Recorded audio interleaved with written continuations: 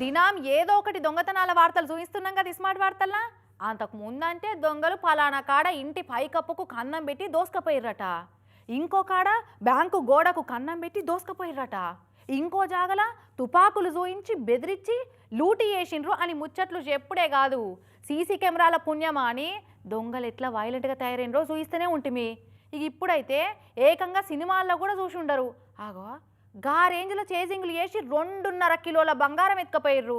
కావాలంటే చూడరు ఎక్కడో కండ్లు రెప్పలు కొట్టే లోపట్నే దొంగలు లూటీ చేసుకపోతున్న ముచ్చట్లన్నీ చూయిస్తున్నాం కానీ అవన్నీ ఒక ఎత్తు ఇదొకటి ఒక ఎత్తు అనుకోవచ్చు. చూడు, ఇది కేరళలో త్రిశూర్కు పోయే నేషనల్ హైవే రోడ్డు. త్రిశూర్ నుండి అరుణ్ అనే బంగారం వ్యాపారి అలా దోస్తుతోటి కలిసి తమిళనాడు కోయంబత్తూరు నుంచి 2.5 కిలోల బంగారం పట్టుకొని వస్తున్నాడు కార్లా. ఇక కొద్దిగా అయితే త్రిశూర్ వస్తుందనంగా కల్లిదుక్కు అనే ఊరికాడికి రాగానే 3 కార్లల్లో ముసుగులేసుకొని కారును చేజ్ చేసుకుంటూ వచ్చిన దొంగలు బంగారం దుకాణం సేటు పోతున్న షిఫ్ట్ కారుకు అడ్డం పెట్టిర్రు.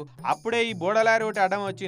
ఎందుకు ఆగిందో లారైనా కూడా సమజ్ కాలే. ఇక 3 కార్లకెళ్లి ముసుగులేసుకొని దిగిన దొంగలు కార్లున్న బంగారు సేటు కత్తులు గొడ్డలు చూయించారు. గల్ల బట్టి బయట గుంజుకొచ్చిర్రు. ఇలా కార్లలో ఎక్కించుకున్నారు. అలా తానున్న 2.5 కిలోల బంగారం గుంజుకున్నారు. ఇక అలా పని అయిపోయినాక కొద్ది దూరం పోగానే రోడ్డు పక్కకు దింపేసి కార్లను దంచుకొని వెళ్ళిపోయారు. ఇక జర ముంగడికి పోయినాకో టోల్ ప్లాజా కాడ ఆ బంగారం దుకాణం సేటు దోస్తును కూడా ఇడిచిపెట్టిపోయిరట.